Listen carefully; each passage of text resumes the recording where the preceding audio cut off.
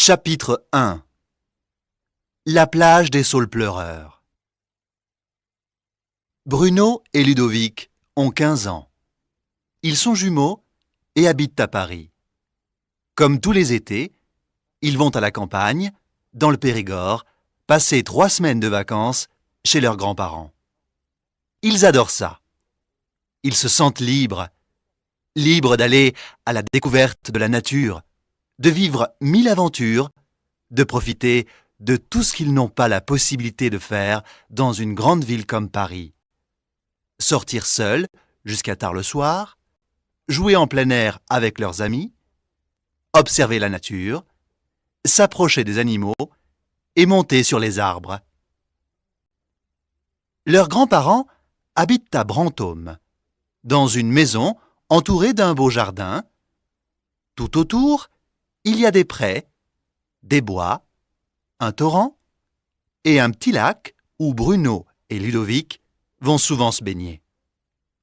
Ce qu'ils aiment en particulier, c'est une sorte de petite plage avec de beaux saules pleureurs qui offrent une agréable fraîcheur. C'est le point de rencontre préféré avec leurs copains. Au milieu des arbres, ils ont construit avec des branches une petite cabane qu'ils considèrent comme leur refuge, le lieu où ils rêvent et où ils organisent leurs expéditions. Le matin, Bruno et Ludovic se réveillent habituellement vers 9 heures.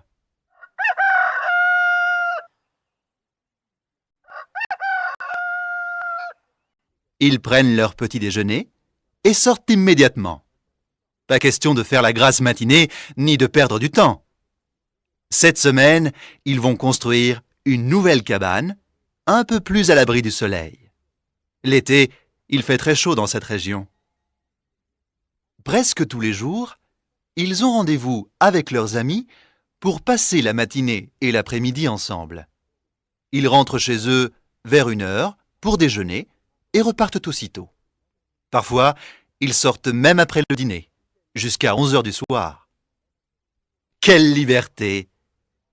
Ils sont toujours tristes quand arrive le moment de rentrer à Paris. Mais ils ne veulent pas y penser pour l'instant. Ils sont encore au début de leur séjour. Chapitre 2. Un rendez-vous pas comme les autres.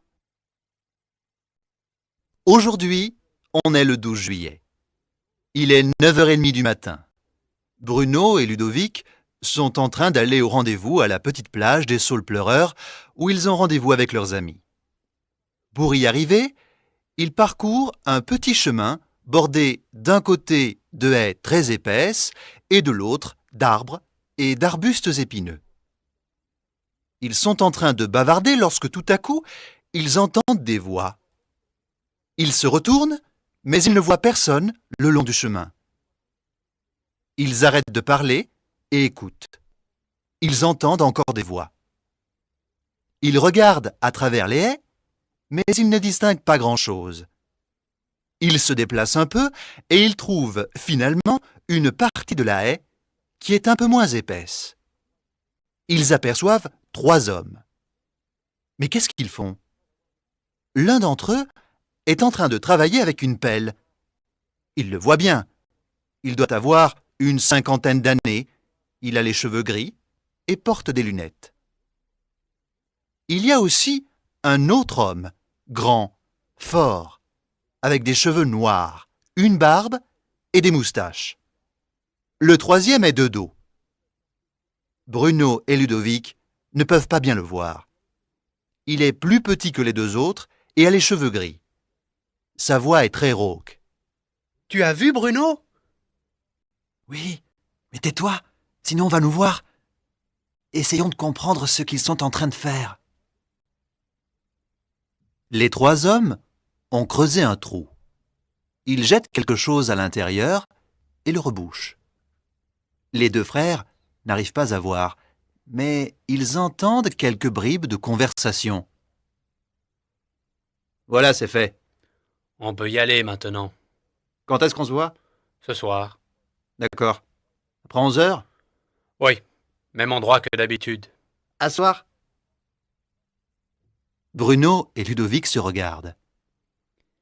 Mais qu'est-ce qui se passe? Je n'en sais rien. Qu'est-ce qu'ils ont pu enterrer? Un trésor, des armes, un cadavre? On va voir. Pas tout de suite. On va raconter aux autres et on revient plus tard. Ok, c'est mieux. Ils s'en vont à toute vitesse et ils arrivent à la petite plage en moins de 10 minutes. Ils veulent vite tout raconter à leurs amis. Chapitre 3. Sur le lieu du crime. Oh, vous êtes là! On se demandait s'il fallait vous attendre encore ou non. Oui, nous sommes en retard, mais nous avons quelque chose d'intéressant à vous raconter. C'est vrai ou vous avez inventé quelque chose pour vous faire pardonner? C'est vrai, c'est vrai. Venez. Jean et Paul sont les meilleurs amis de Bruno et Ludovic. Ils ont 15 ans, eux aussi. Ils habitent à Toulouse pendant toute l'année et sont dans la même classe. Ils se connaissent tous depuis l'enfance. Les jumeaux racontent alors ce qu'ils ont vu et leurs amis les écoutent avec attention. Qu'est-ce que vous dites d'aller voir le lieu du crime? Dit Bruno. Bien sûr. Répond Paul. Je suis très curieux. Et si c'est dangereux? Fait remarquer Jean. Si on y va tous ensemble, je pense qu'il n'y a pas de problème. Propose Ludovic. Nos 4 amis se mettent en chemin. Ils arrivent à l'endroit où Bruno et Ludovic ont vu les 3 hommes. Ils trouvent un passage dans la haie et finissent dans un champ à moitié cultivé. À un certain endroit, la terre est retournée.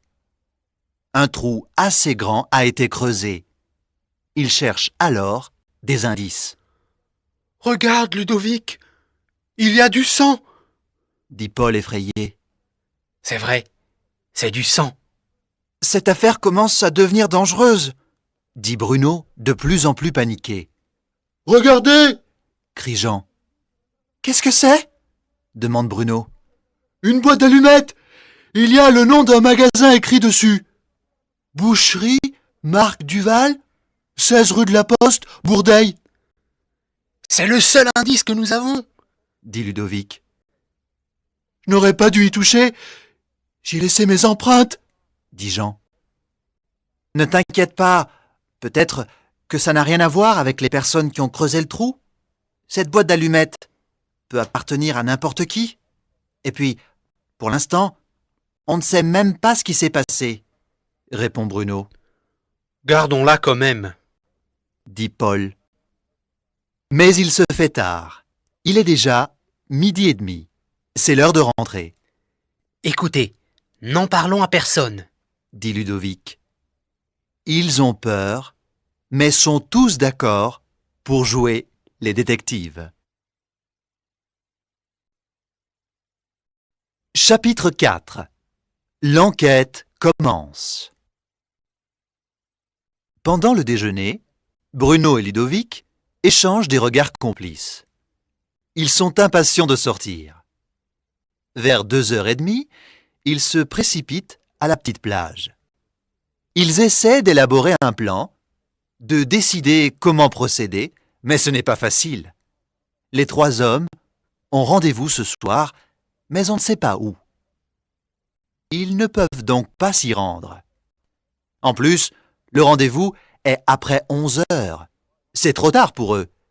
Ils n'ont pas le droit de sortir à cette heure-là. La seule piste à suivre est celle de la boîte d'allumettes. Ça n'a peut-être rien à voir avec cette histoire, mais c'est le seul indice qu'ils ont. Jean et Paul connaissent bien les environs. Dites, vous savez où se trouve Bourdeil? Demande Ludovic. Bien sûr, c'est un village pas trop loin d'ici. Répond Jean. Je pense qu'on peut y aller. Propose Ludovic. On cherche la boucherie et on voit si le propriétaire est l'un des hommes. Moi, je suis tout à fait d'accord. Dit Paul. Mais comment on y va? Demande Bruno. Vous savez s'il y a des cars? Oui, il y a un car qui part de la place de la mairie. Mais il faut se renseigner sur les horaires. Répond Jean. Il est 3h15.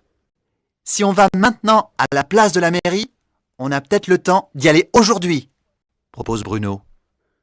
Il faut acheter les tickets. Il y a un point de vente près de l'arrêt du car. Mais est-ce que nous avons assez d'argent?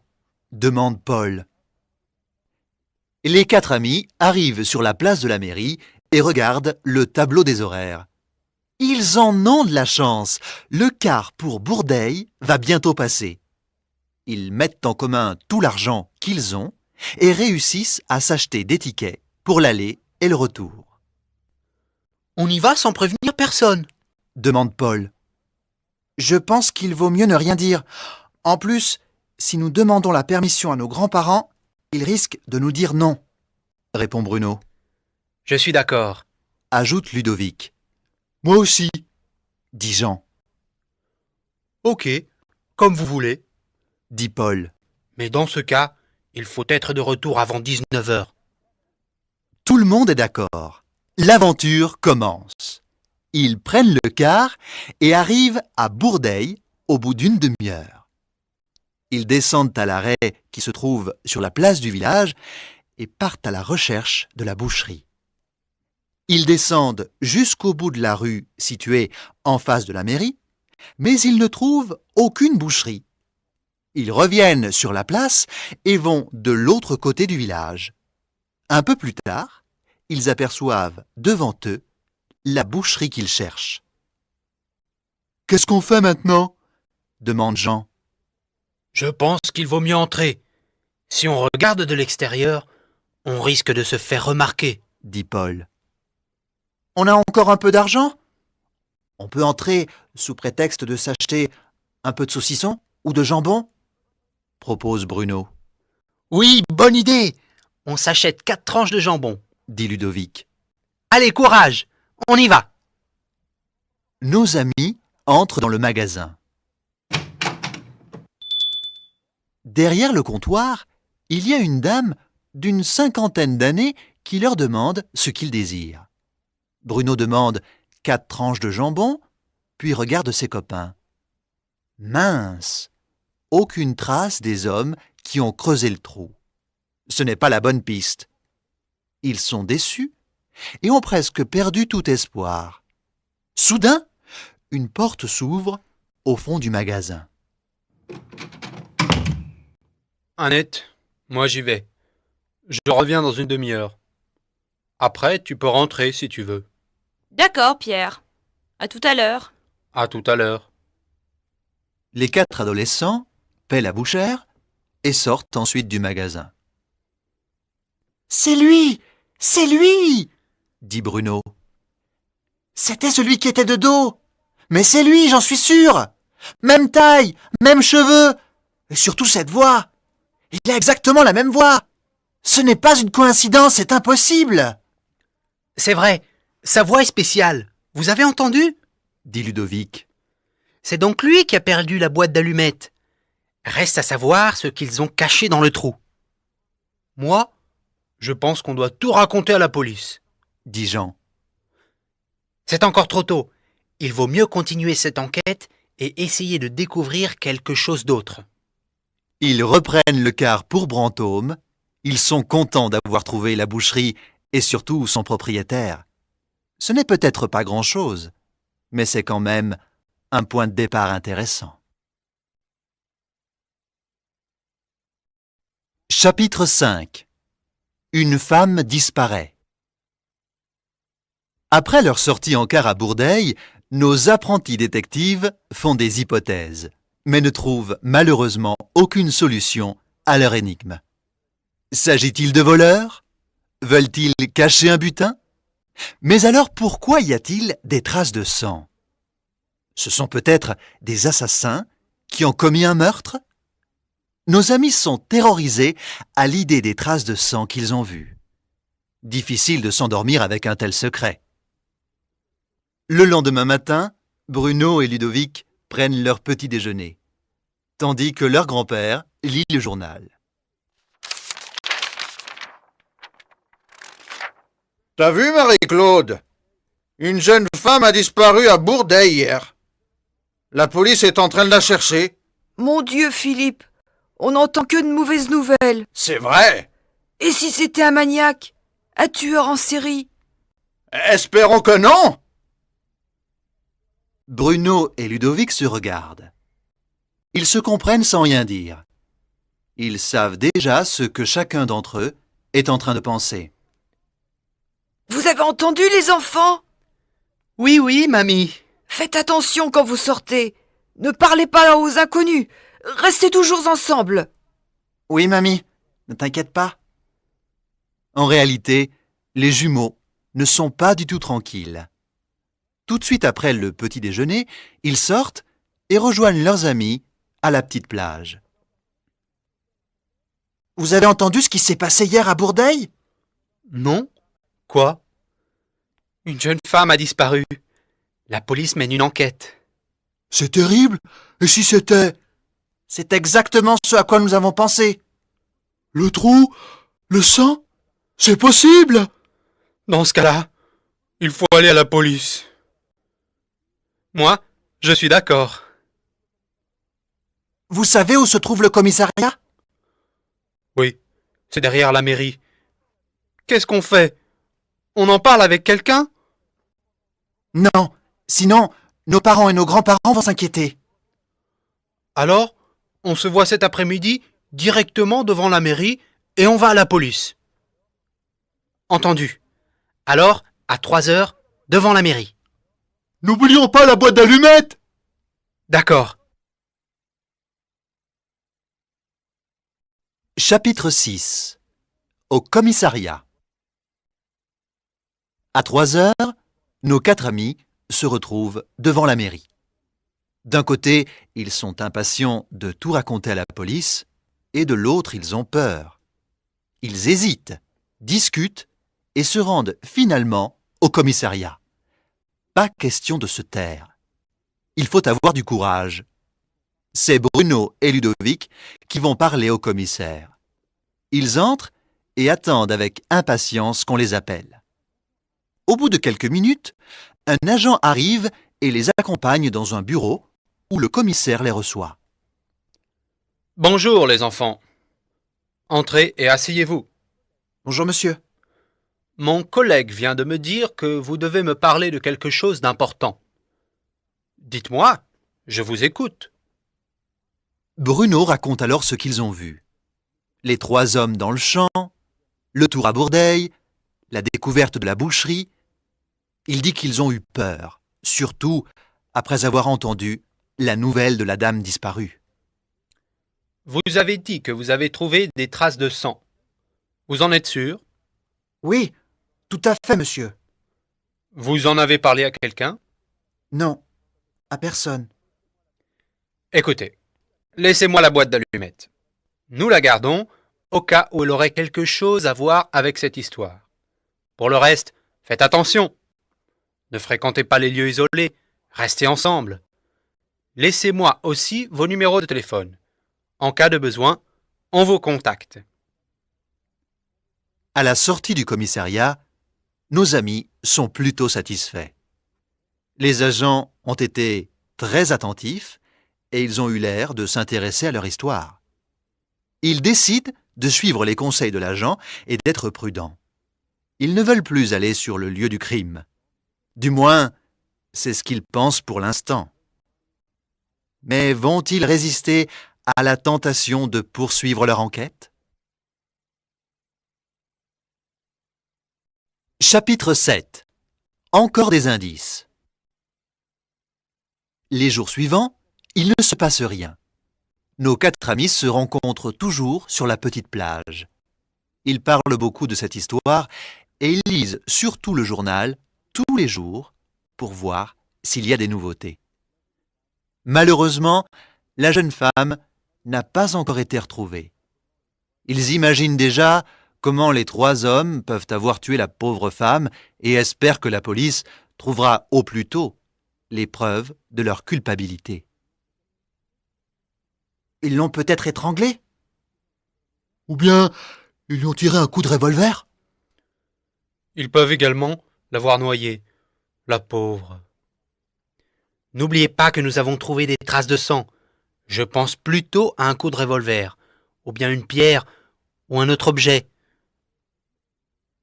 Un jour, ils décident finalement de retourner sur le lieu du crime pour l'examiner encore une fois.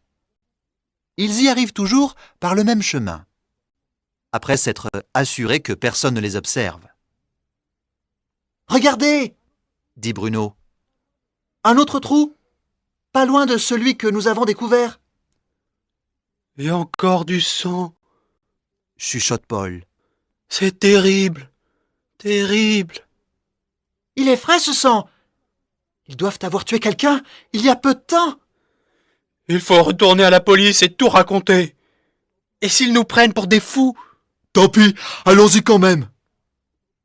Une demi-heure plus tard, ils sont de nouveau devant le commissariat.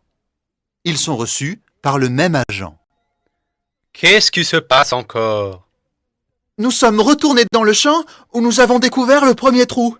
Eh bien, nous en avons découvert un autre, plus récent, avec d'autres traces de sang.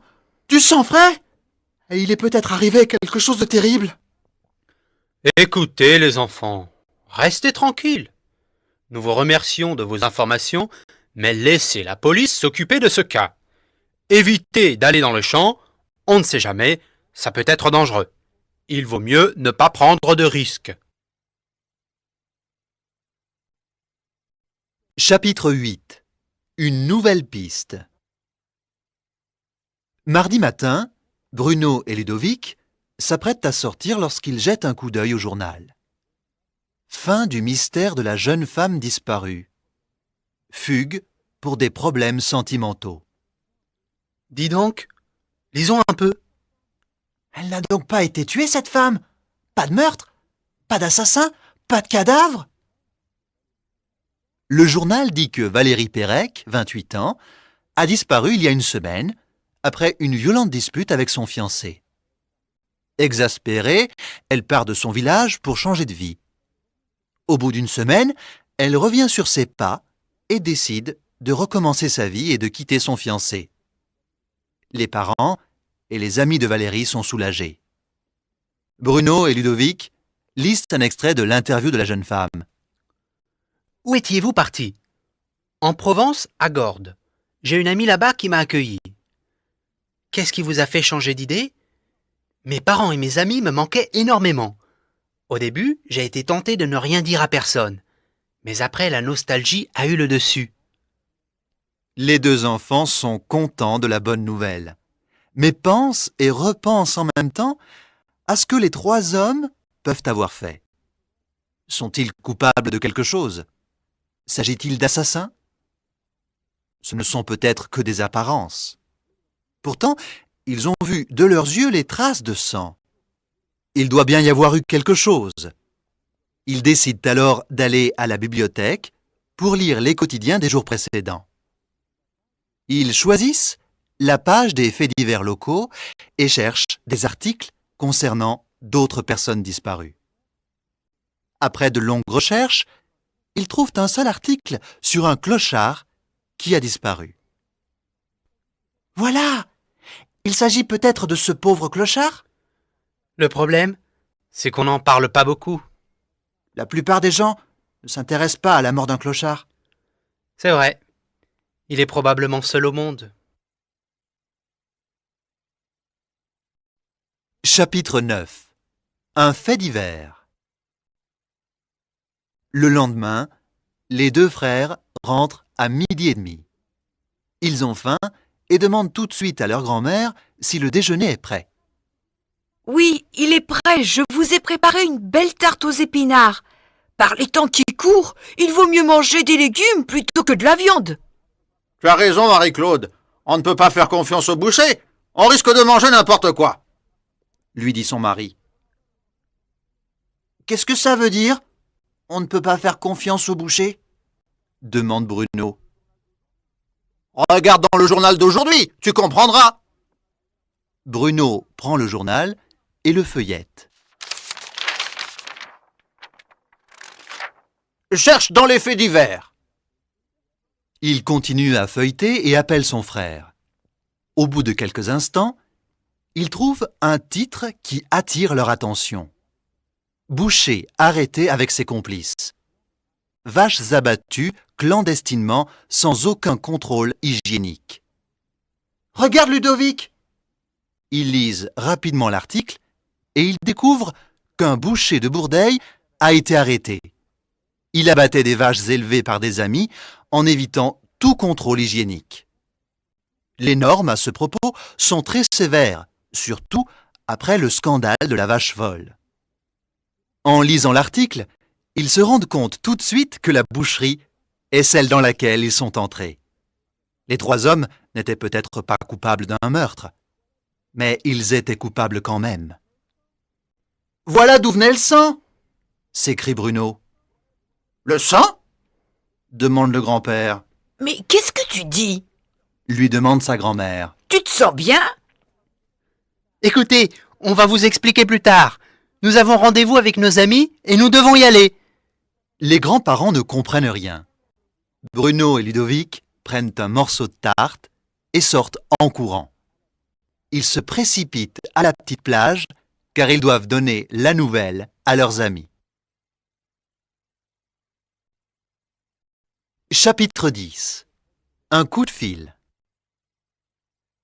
C'est presque l'heure du dîner. Bruno et Ludovic viennent de rentrer lorsque le téléphone sonne.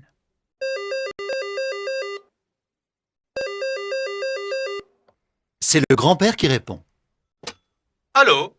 Monsieur Martin? Oui, c'est moi? Bonjour, monsieur.